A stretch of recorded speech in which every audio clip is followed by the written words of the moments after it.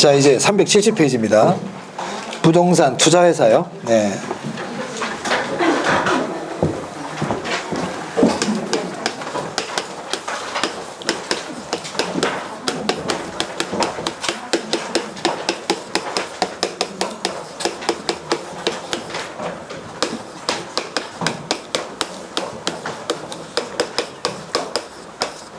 네, 우리 부동산 투자회사는 리츠라고도 보통 얘기합니다. 네.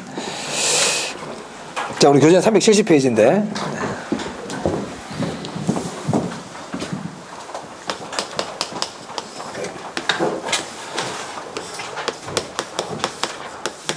자, 이 갑이라는 투자자가 있는데요. 이 사람이 이 건물을 100억 주고 샀어요. 그럼 이제 건물로부터 수익이 발생하겠죠. 모두 이렇게 투자하는 방식을 직접 투자라 그래요. 자기가 투자의 주체가 되고 거기에 난 수익을 가져가는 게 직접 투자입니다. 자, 그런데 자, 을이라는 사람이 있습니다. 자, 을이라는 사람은 지금 투자 자금이 5천만 원 있어요. 돈이 많이 없죠. 이런 사람을 소액 투자자라 그러죠. 근데 이 사람도 부동산에 투자하고 싶어요. 부동산에. 근데 직접 건물을 사가지고 투자하기에는 자금이 많이 부족하단 말이에요. 자, 근데 보면 여기 부동산 투자회사라는 데가 있습니다. 부동산 투자회사. 이 부동산 투자회사는 말 그대로 부동산에 투자하는 회사예요. 부동산에 투자해가지고 수익을 내는 그런 회사입니다.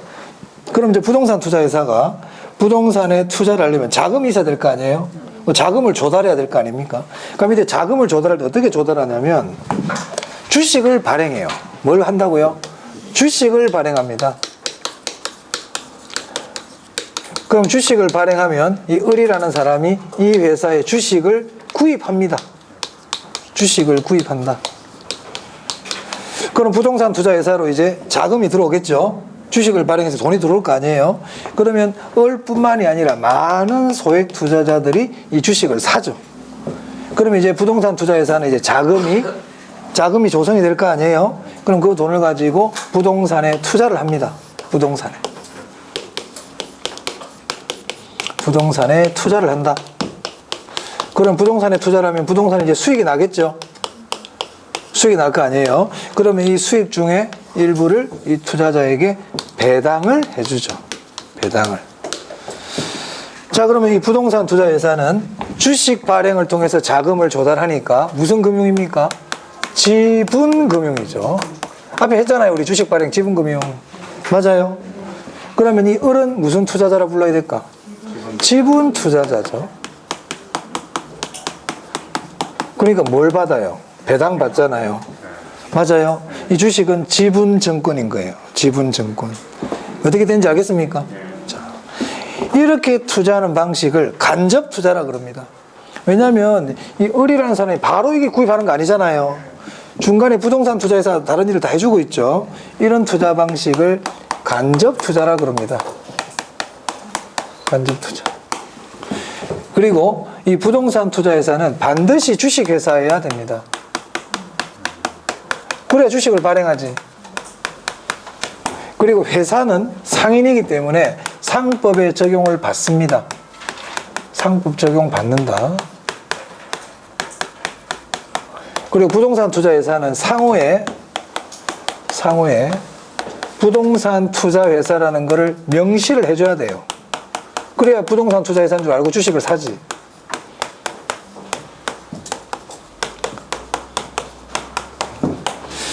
자, 빨간색으로 적은 거는 기본적 내용이니까 아셔야 됩니다. 네, 아셔야 되고요. 그래서 우리 교재 보시면 370페이지에 부동산 투자회사의 의 보시면요. 부동산 투자회사는 일반 소액 투자자들에게 주식을 발행하여 자금을 모아. 그죠? 보이세요? 주식 발행. 수익을 내서 투자자의 출자 비율에 따라 배당을 한다. 일종의 우리 뮤추얼 펀드를 할 수 있습니다. 우리 펀드 다 이렇게 하는 거거든요. 펀드 같은 경우도 어떻게 합니까? 투자자들의 자금을 모아가지고 어디에 투자를 하게 되면 수익이 나면요. 그 사람들이 투자한 펀드에 가입한 금액 비율대로 배당을 해주고 있잖아요. 그 다음에 상법상 주식회사이다. 주식회사로만 설립이 가능해. 반드시 주식회사여야 돼. 그리고 그 밑에 보면 간접 투자라고 돼 있죠. 보이세요? 그리고 배당도 받을 수 있지만 나중에 이 주식을 팔 수도 있거든요. 우리 현대자동차 주식 팔듯이 주식을 팔 수도 있다고요. 그러니까는 배당에 따른 이익과 매매 차익을 둘 다 얻을 수가 있죠. 맞습니까? 자, 그리고 아까 지분금융은 원금 손실 가능하다고 그랬잖아. 그래서 원금 손실이 발생할 수도 있다. 이렇게 돼 있네요. 맞아요? 네네네. 자, 그 다음 372페이지부터 보고 앞 페이지 보겠습니다. 372페이지입니다. 자, 우리나라 부동산 투자회사 현황이라고 있네요. 자, 거기서는 동그라미 1번에 업무용 부동산에 더 많이 투자한다 줄칩니다. 업무용 부동산에 더 많이 투자한다. 우리 부동산은 크게 주거용 부동산도 있고 업무용 부동산이 있는데 업무용 부동산에 더 많이 투자해요. 이 정도는 좀 아시면 되겠고요. 나머지 동그라미 3번과 4번은 나중에 크게 지금은 굳이 모르셔도 되겠습니다. 자, 그 다음에 양가로 4번입니다. 부동산 투자회사, 즉 리츠의 도입 효과라고 나오죠.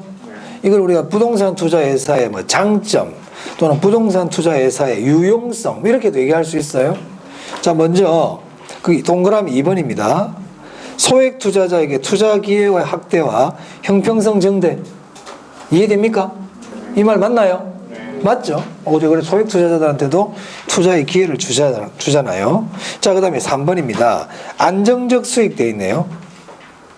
안정적 수익. 이걸 왜 안정적 수익이냐면 일반적으로 우리 부동산 투자가 좀 수익률이 높은 편이에요. 그죠? 다른 거 수익률 높은 편이고 그 옆에다가 투자의 안정적 수익 옆에다가요. 높은 배당 이렇게 적어두세요. 이 무슨 말이냐면 나중에도 이제 공부하게 되겠지만 부동산 투자 회사는 배당을 기본적으로 많이 해주게끔 돼 있어요. 배당을 90% 이상을 배당을 해줘야 돼. 법적으로. 꼭 몇 프로 딱 정해놓은 건 아니지만 90% 이상을 배당을 해주게끔 돼 있거든요. 그러니까 수익 자체가 안정적이죠. 배당 수익 자체가 나온단 말이에요. 그런 내용이고요. 자, 그 다음 5번입니다. 황금성이 높아지고 보이세요? 줄 치세요. 자, 황금성이 높아진다는 이 말 자체가 이해가 되십니까? 제가 설명을 해드리겠습니다만은. 자, 갑 보세요, 갑. 갑. 직접 투자한 사람이죠. 저 사람 건물 직접 산 사람이에요. 자, 저 사람 돈이 필요해요. 그럼 저 건물 팔아야 되지. 30원에 치면 팔린다, 안 팔린다? 야, 있잖아. 3천만 떼가 좀 사가. 이거 안 되지. 황금성이 낮아요. 근데 부동산 투자회사에 투자했잖아. 이 사람이 100억을 가지고 부동산 투자회사에 100억 투자했다 그래 볼게요. 30억이 필요해. 그럼 어떻게 하면 돼? 30원이지 팔면 되지. 맞습니까? 그래서 황금성이 용이하단 말이에요. 황금성이 높아진다는 얘기는 유동성 위험이 줄어든다 그래도 됩니까? 다 같은 말이에요. 황금성이 높아진다는 얘기는 유동성 위험은 감소한다. 이런 내용입니다. 똑같은 얘기입니다. 똑같은 얘기. 황금성이 높아져요. 그리고 자, 저 갑이라는 사람은 건물 100억짜리 건물 한 개만 샀지만 을이라는 사람이 만약에 100억을 갖고 있다 그래 볼게요. 그러면 10억씩 해가지고 회사 10군데 투자할 수 있죠. 분산 투자네. 포트폴리오네. 포트폴리오 나오면 제가 뭐라고 그랬어? 위험 감소. 그래서 포트폴리오를 통한 비체계적 위험이 감소할 것이다. 맞습니까? 네. 자, 그 다음 12번입니다. 기업 구조조정의 원활. 자, 우리 나중에 기업 구조조정 부동산 투자에서 공부할 거거든요. 그래서 기업 구조조정 리츠를 통해서 기업의 구조조정을 신속하게 할 수 있어요. 기업 구조조정이 원활해진다. 자, 그 다음 13번 보세요. 부동산 투자회사는 투자 보고서라는 걸 공시해야 돼요. 투자 보고서를. 그렇기 때문에 투자자 보호 효과가 있다, 없다? 있다. 투자자 보호 효과 있다. 투자자 보호 효과 있다. 있다. 네. 당연하지. 당연하죠. 자, 됐습니다. 나머지 그림 같은 거 지금 안 봐도 됩니다. 자, 앞으로 갈게요.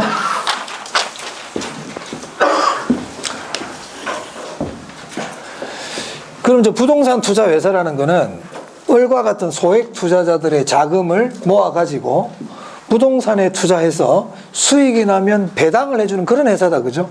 맞습니까?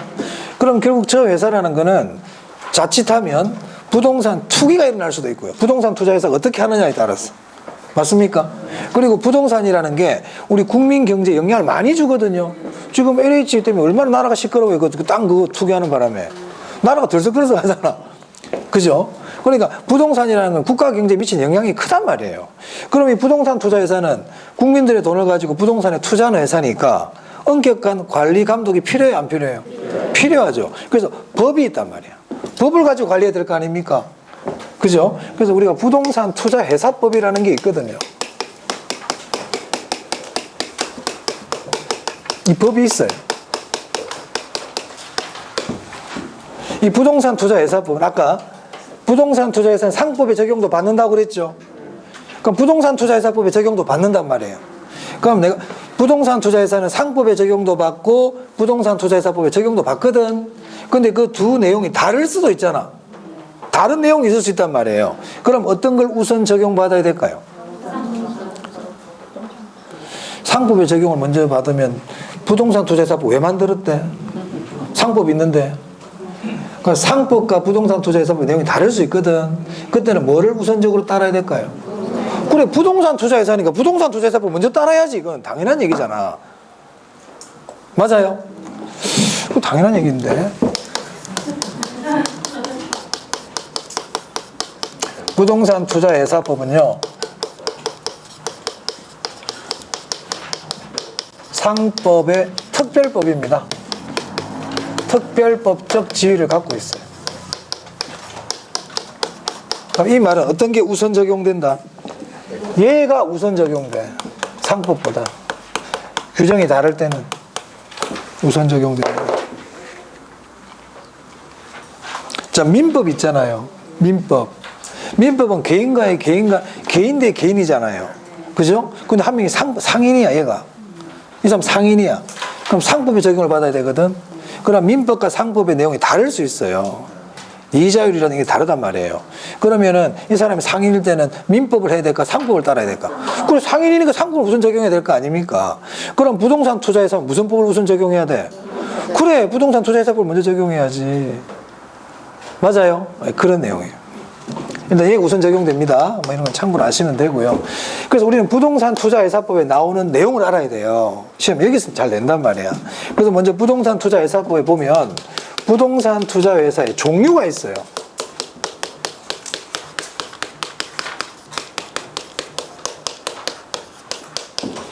자, 우리 교재 보면 371페이지에 부동산 투자회사의 종류 보이세요? 그 별표 하세요. 별표 한 2개 하세요. 2개.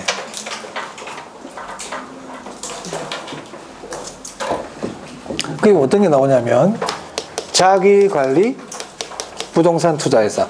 제가 앞으로 줄여서 그냥 자기관리 리츠라 그러겠습니다. 리츠가 부동산 투자회사입니다.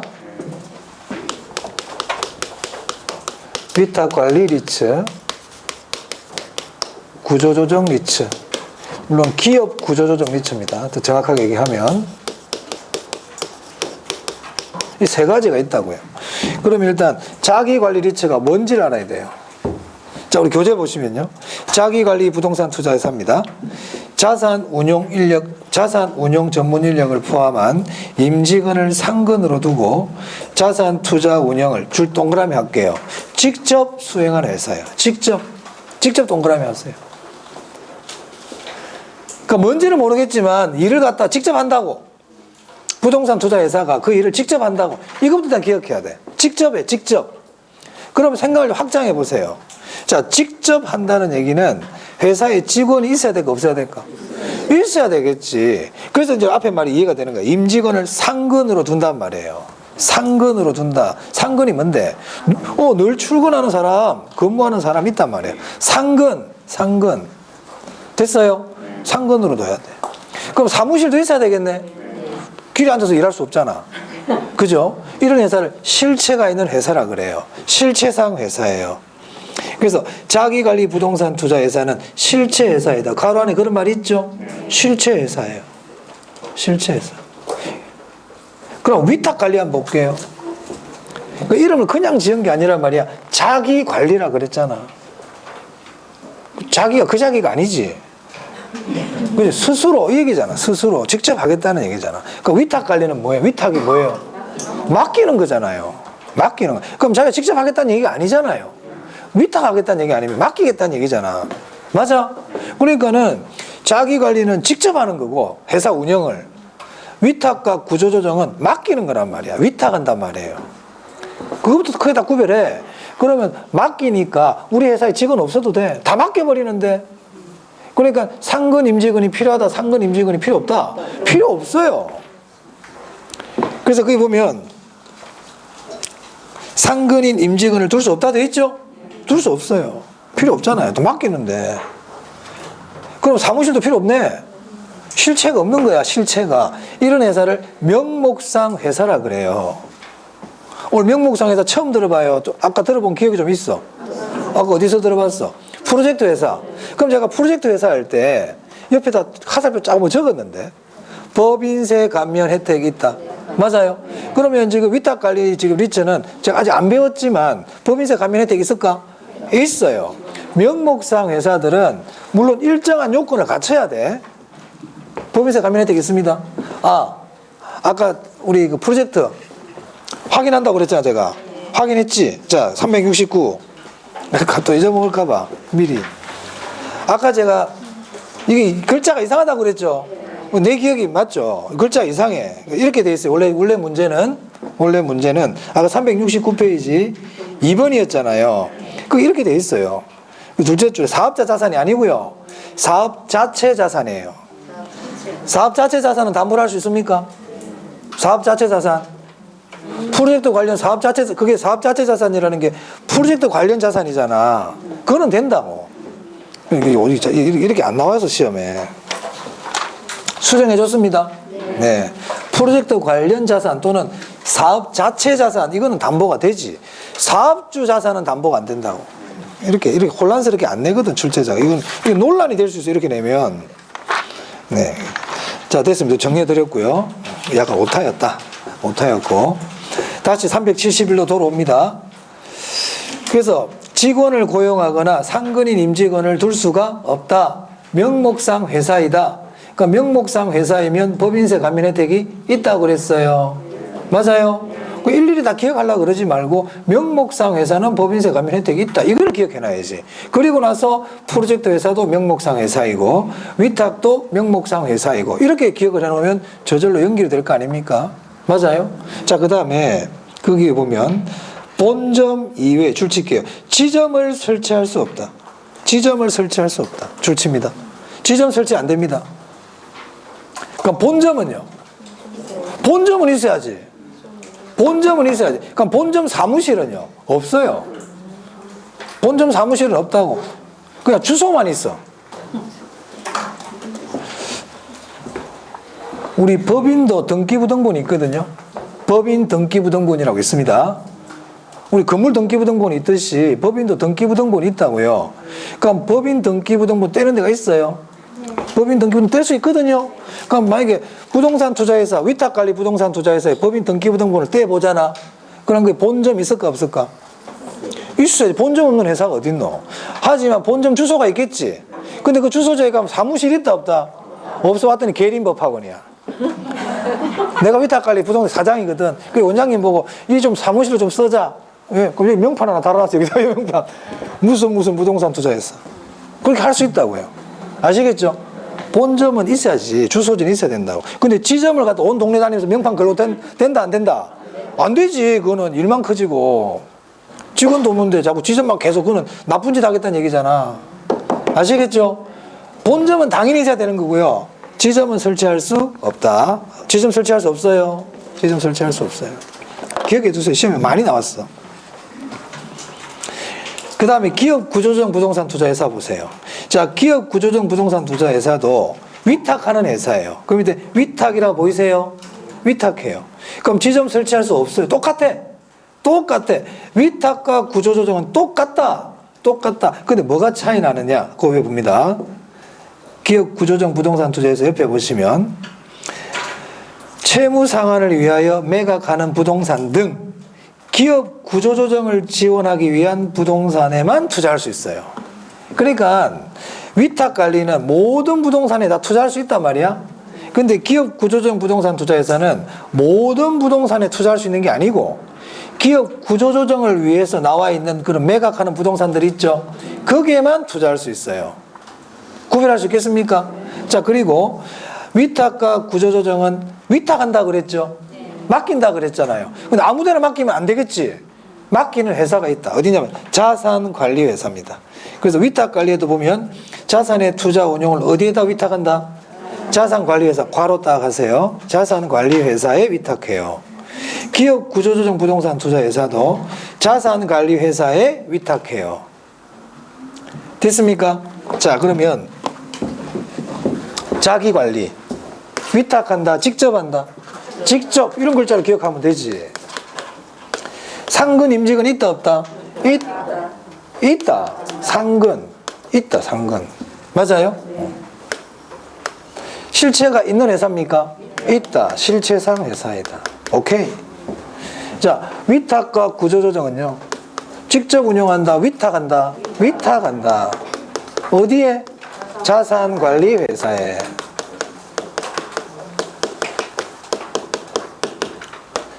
상근 임직원을 두면 된다 안 된다? 안 된다. 상근 임직원 두면 안 된다. 안 된다. 지점 설치한다. 지점 설치하면 안 된다. 안 된다. 지점 설치하면 안 돼.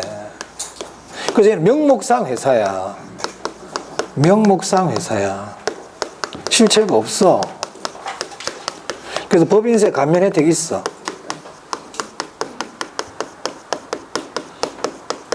법인세 감면이 돼. 됐어요? 이게 기본 내용이에요, 이게.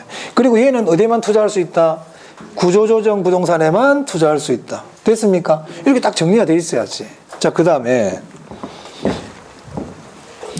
이 자기관리 리처는요, 장관의 인가를 받아야 돼요. 장관의 인가사항이야. 인가. 하지만 얘들은 등록만 하면 돼요. 등록사항이야. 장관에게 등록하면 돼. 등록. 가장 기본적인 차이입니다. 여기서 시험 잘 나온다, 지금 여기서. 여기 잘 나온다. 잘 나와. 자, 넘깁니다. 자, 어디를 보시냐면 이제 374페이지입니다. 폈나요? 374페이지 보시면 표가 나와 있죠.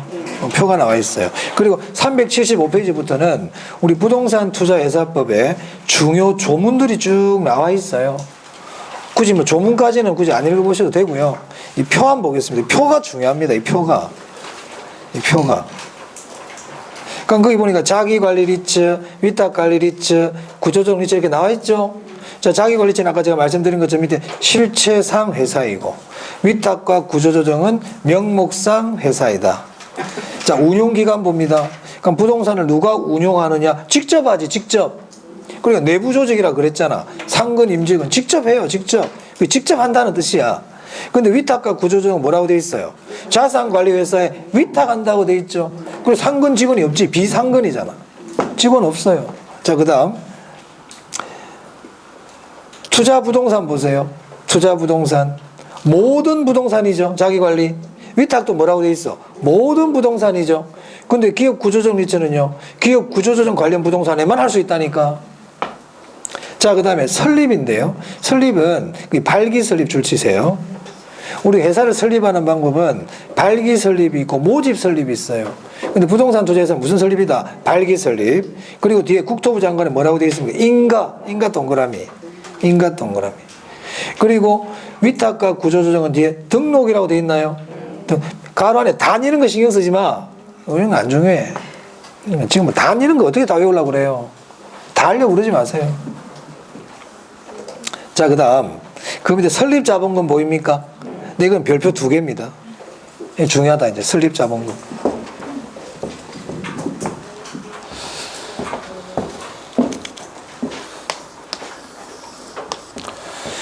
자, 부동산 투자회사가요, 설립을 해요.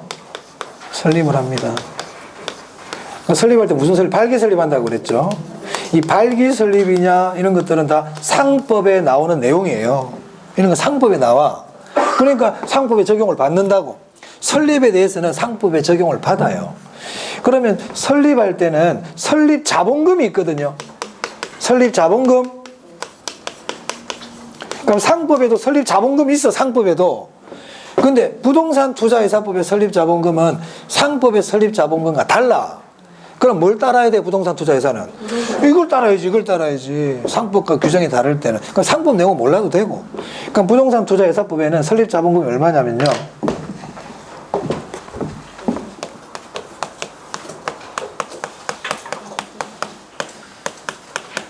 네, 중요합니다, 설립 자본금. 그냥 시험에 나옵니다, 얘는. 그냥 나옵니다. 5억, 3억, 3억입니다. 533. 꼭 기억해 주세요. 설립 자본금 잘 냅니다. 잘 냅니다. 그럼 회사 설립했죠? 그럼 설립하고 나면 장관에게 인가받아라 그랬잖아요. 그래서 원래 이제 자기관리리처 같은 경우는 회사를 설립하고 나면 설립 보고서를 제출해요. 회사가 설립되고 설립 등기하고 나면 보고서를 제출하거든요. 그럼 장관이 그 보고서를 보고 인가를 결정하는 거예요. 뭐 그것까지는 참고로 보시면 되고요. 자, 그럼 이제 인가를 받고 자기관리리처는 인가받아야 되고 위탁과 구조조정은 등록해라 그랬잖아요. 인가 등록을 일단 해야 돼. 자, 그리고 나서 6개월 안에 6개월 이 돈 가지고는 안 된다는 거예요. 부동산 투자회사를 어떻게 5억 가지고 설립합니까? 이 돈도 아니잖아요, 이 회사 입장에서는. 이 5억 가지고 저 많은 사람들 돈을 갖다 투자 자금을 모집하겠다고? 그거 안 되지. 그거 누구나, 여러분도 할 수 있어, 이거. 몇 명 올리면 되잖아. 그죠? 이거 안 된단 말이에요. 그래서 6개월 안에 만들어야 되는 자본금이 있어요. 이거를 보통 우리가 최저 자본금 이렇게 얘기해요. 최저 자본금. 그럼 최저 자본금이 뭐냐? 인가 등록 이후 6개월 이내의 자본금을 얘기합니다. 저걸 만들어야 됩니다. 그게 얼마냐면, 네, 70억, 50억, 50억이에요. 그래서 우리 교재에는 어떻게 표현하고 있냐면, 거기 설립 자본금 안에 같이 들어있거든요. 영업인가 후 6개월 내 70억 이렇게 돼 있죠. 이게 최저 자본금이에요. 그리고 위탁과 구조조정은 등록 6개월 내 얼마라고 되어 있어요? 50억이라 되어 있죠. 그래서 최저 자본금이 70억, 50억, 50억입니다. 인가 등록 이후 6개월 이내의 자본금입니다. 됐어요? 네. 자본금 파트는 잘 내요. 설립 자본금, 최저 자본금 잘 내요. 자, 그 다음. 밑에 현물 출자라고 있나요? 현물 출자. 현물 출자는 뭐냐면, 현물이라는 건 물건이잖아요. 물건으로 가지고 출자하겠다는 거야. 물건 내고 내가 주주 되겠다는 거야. 출자를 하면 내가 주인이 되는 거 아닙니까? 그러니까 현물을 내고 출자한다는 거는 내가 물건 주고 그 회사의 주주가 되겠다는 거예요. 물건 주고 주식 받겠다는 얘기야. 돈 주고 주식 받는 게 아니고. 오케이? 그럼 이 현물 출자는 참고적인 얘기인데 감정평가에 문제가 있단 말이야. 저 회사에 물건 갖고 왔어. 건물 하나 들고 와서 건물 예를 들었어. 그러면 이 건물이 얼마짜리인지를 평가해야 주식을 줄 거 아니에요. 이게 5억이면 5억에 맞는 주식 줘야 될 거고 10억 같으면 10억에 맞는 주식 줘야 될 거고 그럴 거 아닙니까? 그럼 비리가 있을 가능성이 있어 없어? 있어요. 다분하지. 다분하죠. 그러니까 현물 출자는 사실 엄격해야 돼. 엄격하게 한단 말이야. 엄격하게. 자, 그래서 이 제도의 취지가 뭐냐면 회사를 만들 때는 일단 이거 가지고 만들어라. 설립까지는 좋아. 근데 이 돈 가지고는 안 돼. 6개월 안에 인가 등록하고 6개월 안에 이 정도 자금은 너희가 만들고 회사를 하라는 얘기거든요. 무슨 말 알겠어요?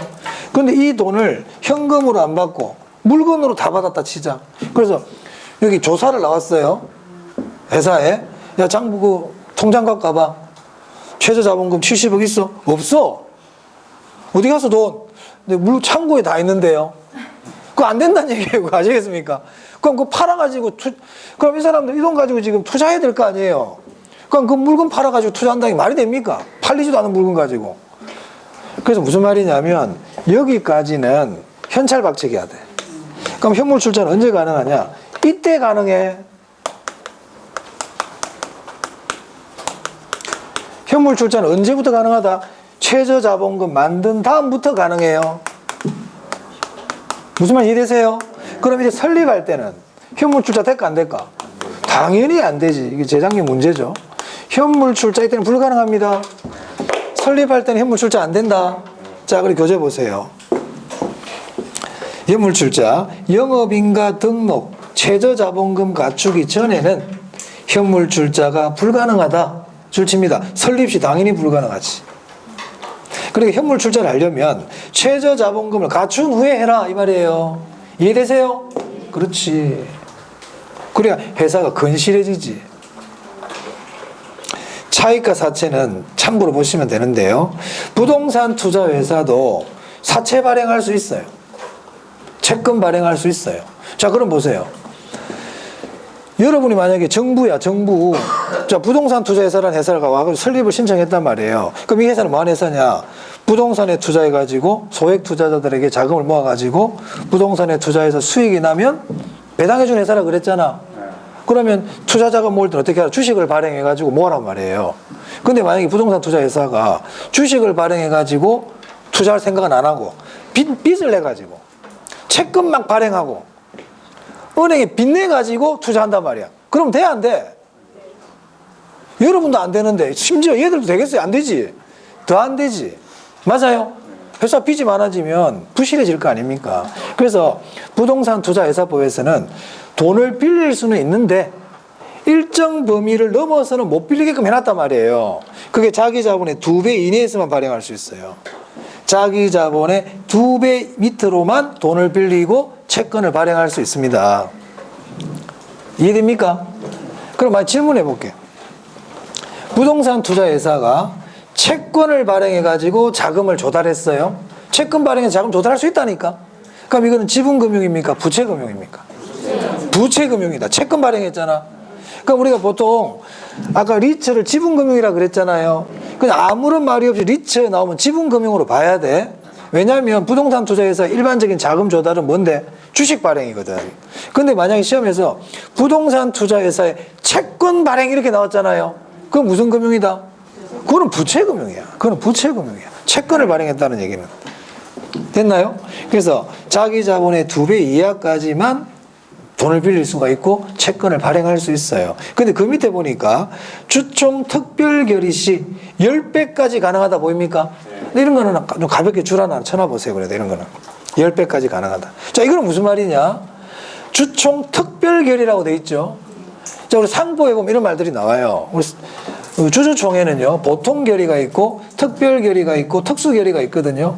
그러면 보통 결의보다 특별 결의가 엄청 엄격해요. 우리가 대통령 탄핵할 때 국회의원들이 많은 동의가 필요하죠. 그런 개념이야. 그러니까 특별 결의를 거쳤다는 얘기는 주주들이 다 거의 다 동의해 주는 거예요. 제가 알기로 뭐 정족수 한 3분의 2인가 이 정도까지 동의를 해야 되거든요. 그러면 지금 2배 이상 돈 빌리지 말라는 거는 결국 누구를 보호하기 위한 제도입니까? 원래는 주주를 보호하기 위한 거거든. 주주를 보호하기 위해서 이렇게 법을 만들어놨단 말이에요. 근데 주주들이 전부 다 괜찮다면 뭐가 해도 될 거 아니야. 맞습니까? 그러니까 주총 특별 결의를 거쳤을 때는 10배까지도 가능하다. 이런 내용이고요. 자, 배당 보세요. 자기관리 리츠는요, 50% 이상 배당해야 되고요. 수익, 배당 가능이익에. 위탁과 구조조정은요, 90% 이상 배당해야 돼요. 네, 그런 건 참고로 보시면 되고. 자, 그러면 배당을 많이 해주네. 배당을 많이 해주죠.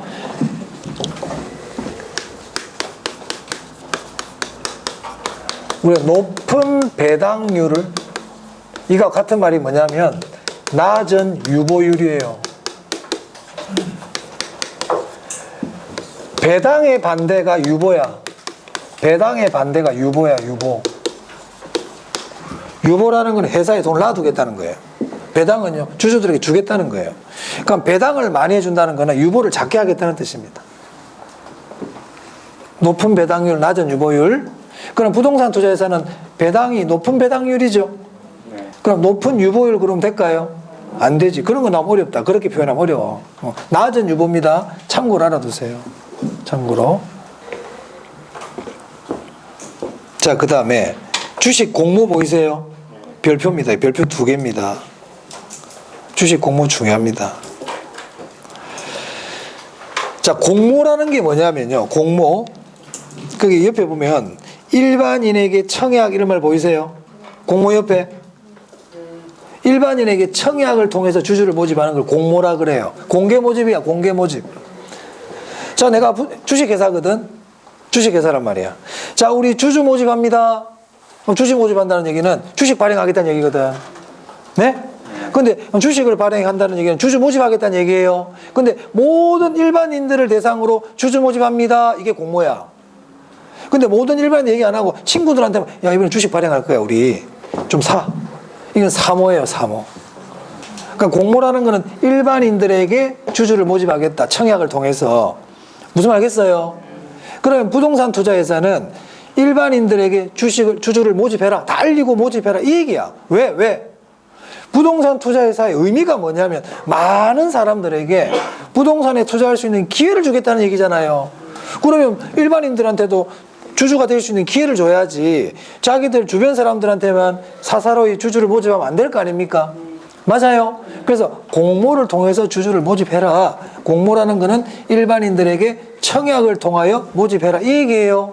그러면 만약에 부동산 투자회사에 보고 일반인들에게 청약을 통해서 모집해 이렇게 법을 만들면 그 법은 불완전한 법인 거야.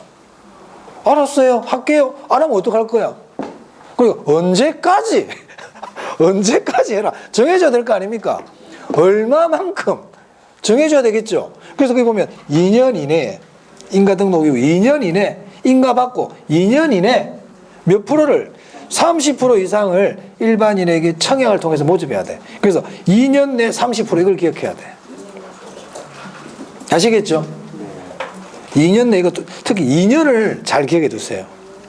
이건 이제 왠지 나올 때 수도 있어. 예전에 1년 6개월이었거든. 예전에는 1년 6개월이었단 말이에요. 재작년에는. 그러니까 법이 바뀌고 그 다음에 잘 바로 안 내요. 이게 잘 모르잖아, 국민들이. 그러니까 보통 1, 2년 지나면 법 바뀐 걸 낸단 말이에요. 알아두세요. 2년이에요, 2년. 2년 내 30% 이상. 위탁관리도 똑같아요. 그런데 구조조정은 뭐라고 돼 있어요? 의무사항 아니라고 돼 있죠. 그럼 옆에다가 사모 가능이 뜻이에요. 사모. 얘는 공모 안 해도 돼. 사모 해도 돼, 사모. 그 사모 아니야. 개인적인 모집이야. 사모가 가능해요. 이거는 뭐냐면 기업 구조조정 리츠는 구조조정 부동산에만 투자할 수 있잖아요. 맞아요. 그러니까 굳이 공개 모집하지 말고 그냥 너 주변 애들끼리 모집해가지고 빨리 구조조정 빨리빨리 시켜줄 수 있도록 그렇게 할 수 있도록 봐주는 거예요. 기업 구조조정은 빨리빨리 돼야 될 거 아닙니까? 뭐 이것도 회사에서 기업 구조조정 하겠다고 부동산을 내놨는데 안 팔려. 그럼 기업의 구조조정이 잘 안 될 거 아니에요. 그러면 여기에 투자하는 회사가 구조조정 리츠인데 이 회사들이 좀 빨리빨리 투자할 수 있도록 만들어줘야 될 거 아닙니까? 그런데 2년 내에 30% 공모하라 그러고 이렇게 규칙이 까다로우면 하기가 힘들잖아. 그러니까 그거는 빨리 사모해가지고 너희끼리 모집해서 사줘도 된다 이런 얘기예요. 의무사항 아니다. 사모가 가능하다. 사모 가능 적었어요? 옆에 또 적어. 그 말은 비상장도 된다는 뜻이에요. 비상장 가능해요.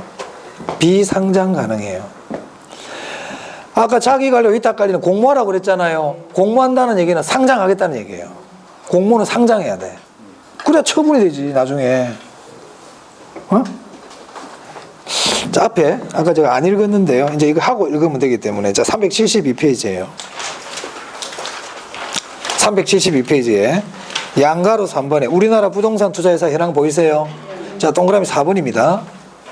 현재 자기관리 부동산 투자회사와 위탁관리 부동산 투자회사는 증권시장에 상장되어 있으나 맞아요. 상장해야 돼. 애들은. 기업 구조정 부동산 투자회사의 경우에는 증권시장에 상장되어 있지 않다. 사모가 가능하거든 얘들은.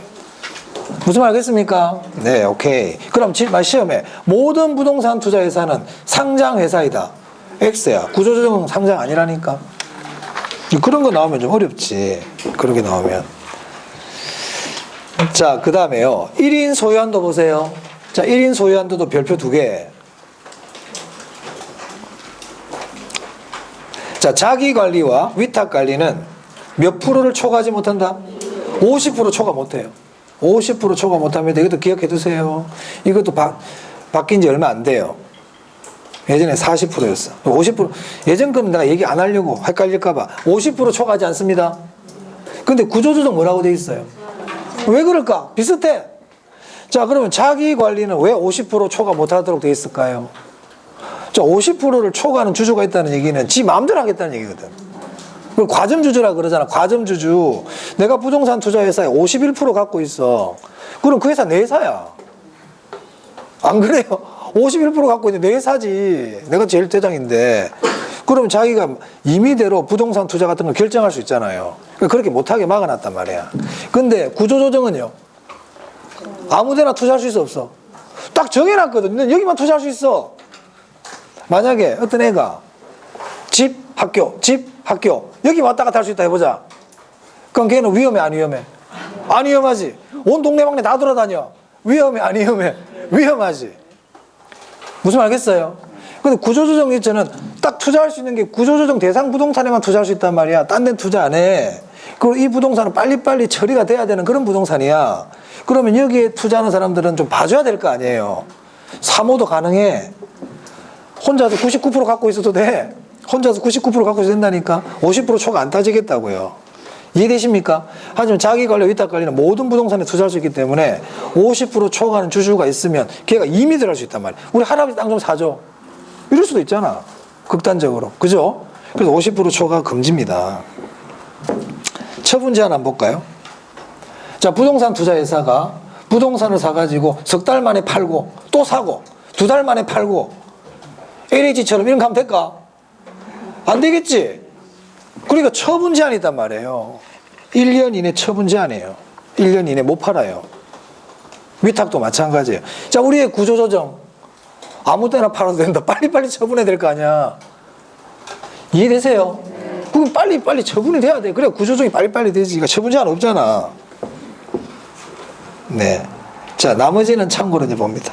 나머지는. 자, 그 다음에 여기는 좀 없지만 그 위에다가 여백에다가 이렇게 하나 적어 두세요. 부동산 투자회사는 부동산 투자회사끼리만 합병을 할 수 있어요. 그러니까 부동산 투자회사 이외의 회사끼리는 합병이 안 돼. 그럼 삼성전자하고 부동산 투자회사 합병 안 됩니다.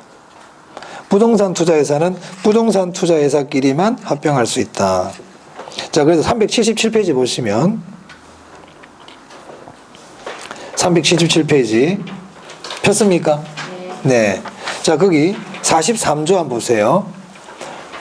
부동산 투자회사는 다음 각 호의 요건을 모두 갖춘 경우가 아니면 다른 회사와 합병할 수 없다고 돼 있죠. 그러니까 여러분 원칙적으로 부동산 투자회사는 다른 회사와 합병할 수 없다. 이렇게 알아두시면 되겠습니다. 자, 그 다음 한 페이지 한번 넘겨볼게요. 47조예요. 이게 최근에 시험에 나와버렸어요. 그래가지고 좀 우리 수험생들을 좀 당하게 했는데, 자, 내부 통제 기준의 제정 이렇게 돼 있네요. 찾았습니까? 자, 문제를 한번 보고 한번 봅시다. 자, 380페이지입니다. 6번. 자, 읽어볼게요. 부동산 투자회사법상 위탁관리 부동산 투자회사에 관한 설명이다. 틀린 것을 찾아라. 이렇게 돼 있죠. 자, 1번. 주주 1인당 주식 소유 한도가 제한된다. 되죠? 아까 50% 초과할 수 없다고 그랬잖아요. 구조조정은 있는 거 없다고 그랬죠. 2번. 주주를 보호하기 위해서 직원이 준수해야 할 내부 통제 기준을 제정해야 한다. 일단 이런 말 해본 적이 없어. 통과. 3번. 자산의 투자 운용을 자산관리회사에 위탁해야 한다. 위탁하라고 그랬잖아. 그죠? 4번에요.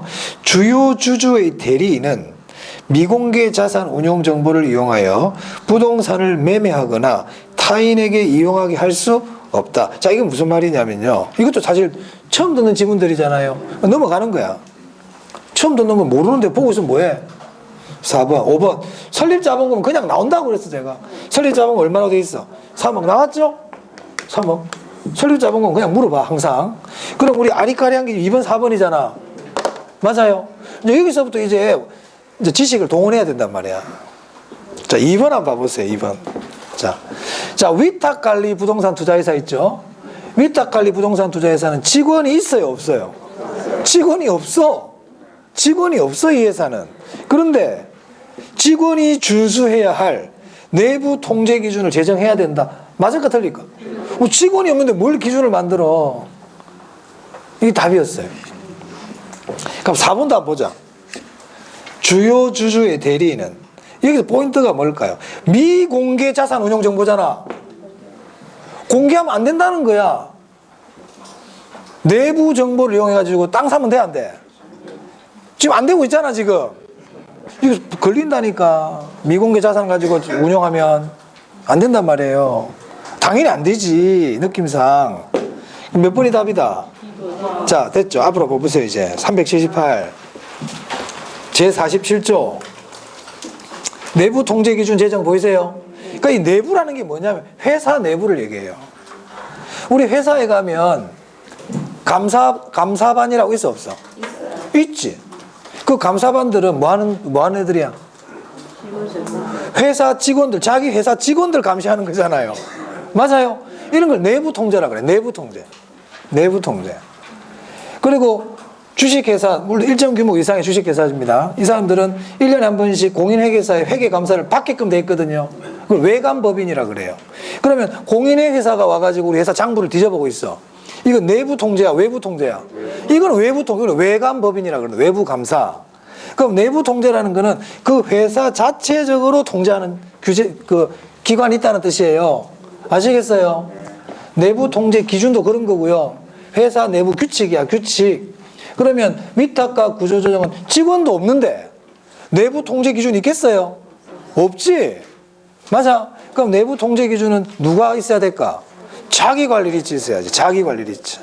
또 아까 위탁과 구조조정은 다른 회사에 맡긴다 그랬잖아. 모든 일을. 어디다 맡겨 아까? 자산관리회사에 맡기죠. 그러면 자산관리회사는 직원들이 있어야 되겠네. 거기도 없으면 말도 안 되잖아. 그 자산관리회사는 직원이 있으니까 내부 통제 기준이 있어야 될까 없어야 될까? 있어야지. 그래서 보세요. 자기관리 부동산 투자회사 및 자산관리회사는 이 공통점이 뭐야? 직원이 있는 실체가 있는 회사잖아요. 법령을 준수하고 자산 운용을 건전하게 하며 주주를 보호하기 위하여, 좋은 말 다 적어놨다 이제. 임직원이 따라야 할 기본적인 절차와 기준, 이게 내부 통제 기준이에요. 그리고 이걸 정해가지고 시행해야 되겠지. 맞아요? 그럼 이런 걸 다 하기 위한 우리가 감사라 그러지 않습니까? 그럼 감사들이 상근으로 다 있어야 됩니다. 그 밑에 보시면. 그리고 이러한 내용들은 대통령령으로 정한다. 이렇게 돼 있네요. 네. 이해되셨나요? 오케이. 자, 그래서 부동산 투자 회사까지 오늘 다 봤어요. 그래서 우리 금융론은 다 했습니다. 다 했고. 그리고 우리 지금 이제 3, 4월 전에 책 처음부터 하고 있잖아요. 그럼 이제 하면서 이제 나중에 우리 지금 뒤에 이용 및 개발론, 이용 개발 안 했거든요. 이용 한 문제 나와요. 개발 한 두세 문제 나오고요. 그리고 관리 하나, 마케팅 하나 이렇게 나옵니다. 그 부분은 이제 우리 지금 3, 4월 과정할 때 해도 충분하니까 그때 하시면 되겠습니다. 자.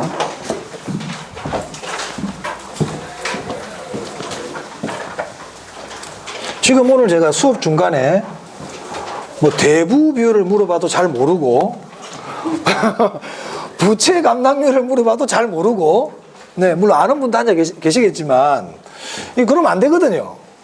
그러면 안 돼요. 그러니까 오늘 공부한 것도 지금 이 자리를 일어서서 엘리베이터를 타고 내려가는 순간 깨끗하게 리셋이 돼가지고 리셋이 되고 그러면 안 된단 말이에요. 우리가 매일매일 새로운 건 좋지만 공부는 매일매일 새로 하시면 안 된다고 그랬습니다, 제가. 그래서 원래 여러분들이 딱 수업 끝나면요, 집에 바로 가는 게 아니고요, 앉아가지고 5분에서 10분 정도 내가 하는 지금 이 행동을 하고 가야 돼요. 원래는 바로 집에 갈 게 아니고. 오늘 부동산 금융론 했잖아요. 금융론 뭘 했냐면요, 지분금융 했죠. 맞아요. 부채금융 했거든. 그러면서 뭐 메자닌인지 뭐 메시인지 뭐 이런 거 했단 말이야. 메자닌 금융 요거 했죠. 맞아요. 이거 공부했어요. 오늘 두 번째 공부한 게 뭐냐면 고정금리와 변동금리 했거든.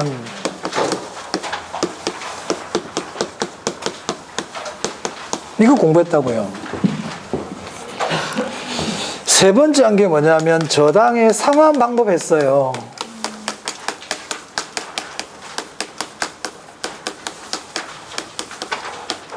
뭐뭐 있었어요?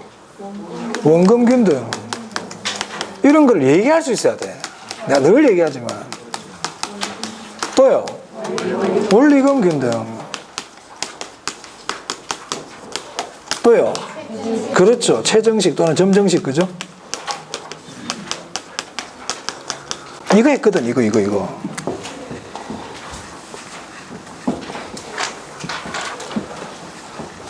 또 뭐 했냐면요. 저당이 유동화했어요.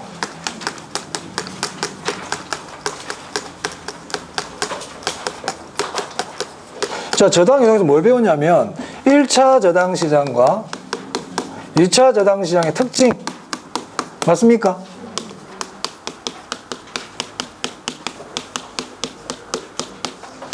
그리고 MBS 종류. 크게 공부한 게 이거야. 그리고 제가 하나 참고로 아까 말씀드린 게 저당 유동화의 전제 조건이 있었거든, 요 안에.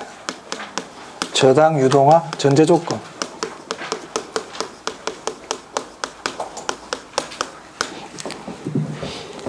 집에 빨리 갈 안 가라고 뭐하노 생각하지 마시고요.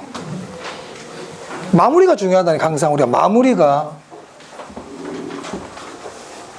우리나라 국민들이 처음에는 와해. 마무리가 안 돼. 뭐 모임하면 처음에 많이 모여. 5시간 행사거든. 1시간 맞으면 없어. 다 집에 가버리고. 끝까지 앉아있는 사람이 없어요. 그리고 나중에 자리 없어지면서 나중에 그 모임에 대해서 감나라 배나라 말만 많이 하고 간다니까. 반상회 하면은 30명 모였다가 조금만 쉬었다 할게요. 아무도 없어. 그리고 반상회 나중에 그 반상회 잘했니 못했느니 뭐 그런 얘기 하고 있는 거야. 마무리가 중요해. 저당 유동하고 나서 뭐 했습니까? 프로젝트 금융했지. 중요한 것만 일단 하는 겁니다. 제가 뼈대만 지금 프로젝트 금융 했어요. 그리고 나서 조금 전에 뭐 했냐면 부동산 투자회사 했다니까.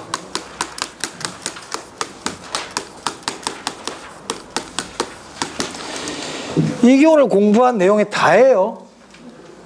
중요한 게 6군데네. 그 시험 아까 4문제 6문제 나온다며 내가. 여기서 나오겠지. 그럼 시작해보자. 뭐뭐 있는지. 5분 안에 끝낸다. 자, 지분금융. 그럼 이걸 딱 적어놓고, 제목만 딱 적어놓고, 제가 늘 하는 얘기잖아요. 어떤 내용이 있는지 자꾸 얘기해보라 그랬죠, 제가. 본인이. 적으면 더 좋아. 자, 지분금융, 자기 자본을 조달하는 거다. 맞아요? 자기 자본, 지분 투자자, 배당, 이런 말 했잖아요. 맞습니까? 얘는 것들은 뭐 크게 중요하진 않지만 종류가 중요하다고 그랬어.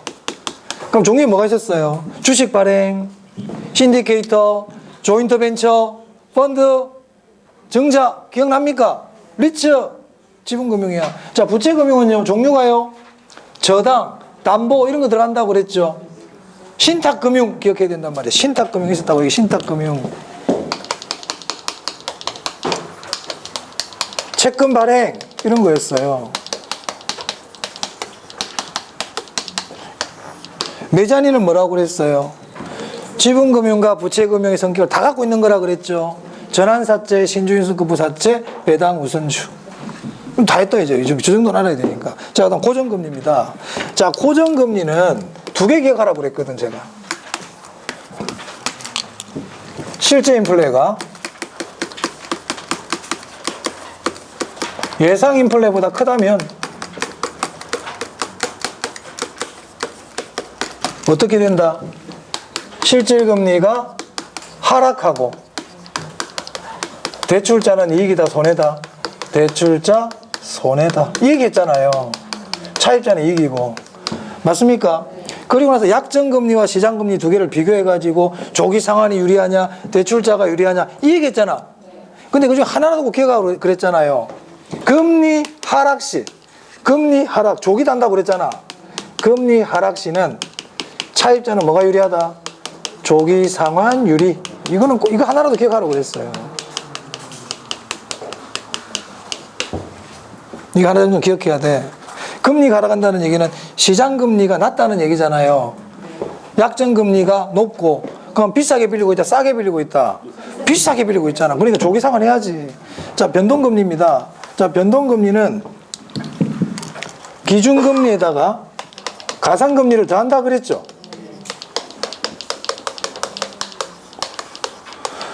얘는 고정돼 있다 변한다. 변한다. 물가가 반영되기 때문에 물가 변동 반영. 물가 변동이 반영되기 때문에 얘는 변해요. 변한다. 가상금리는 고정돼 있다. 차입자의 연체 실적에 따라 다르게 적용한다. 맞아요. 이런 것들 기억이 나야 돼. 그리고 변동금리의 특징 3개 있었어. 제가 중요한 거 3개. 이자율 조정 주기가 짧을수록 대출자에게 유리하다. 대출 초반에는 고정금리가 더 높다. 맞아요. 채무 불이행 위험은 어떤 게 더 높다? 변동금리가 더 높다. 채무 불이행. 채무 불이행 위험은 어떤 게 더 높다고요? 변동금리가 더 높아요. 제가 아까 줄 다 쳐줬어요. 그런 것들을 보셔야 돼요. 그리고 금리 상한 변동금리는 차입자를 보호하기 위한 거라 그랬죠. 이런 것들을 완벽하게 못하더라도 계속 여러분 생각을 해야 됩니다.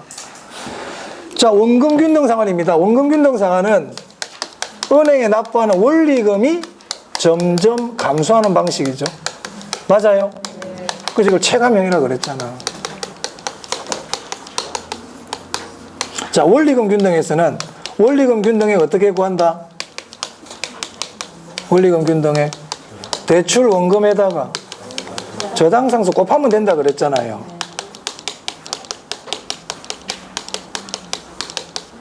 그리고 원리금 중 원금 부분은 증가한다 감소한다? 증가한다 그랬잖아요. 이게 중요하다고 그랬죠. 원금에 해당하는 부분은 증가한다. 최정식 뜻이 뭐예요? 처음엔 조금만 갖고 나중에 많이 갖겠다. 미래 소득 증가가 예상되는 젊은 층이 선호한다 그랬죠. 그거예요. 자, 그 다음에 저당 유동합니다. 1차 저당 시장, 자금 대출 시장, 저당이 형성, 2차 저당 시장, 자금 공급 시장, 저당이 매매된다. 저당 유동화에 결정적 역할을 한다. 결정적 역할. 이런 거 공부했습니다. 저당 유동화의 전제 조건 1차, 2차 요구 수익. 맞아요. MBS의 종류 MPTS, MBB, MPTB, CMO. 원리금 수취권이 있고 저당권이 있다. 투자자, 투투, 발발, 투발, 투발. 맞아요. 원리금 수취권을 갖고 있다는 건 조기 상환 위험이다. 저당권을 갖고 있다는 것은 채무 불이행 위험이다.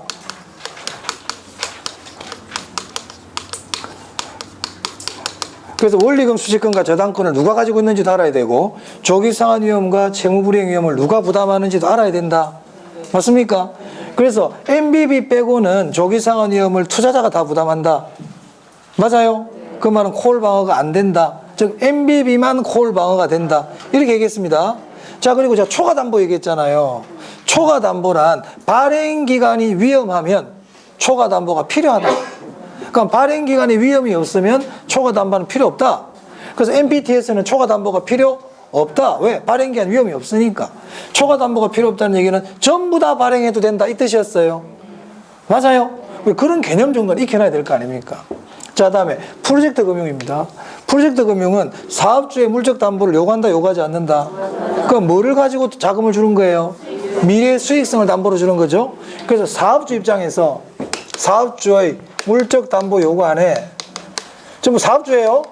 사업주 물적 담보 필요 없어. 다 사업주야. 사업주에게 돈 갚아라 한다 못 한다. 비소구다. 장부에 나타난다 안 나타난다? 안 나타난다. 부의 금융이다.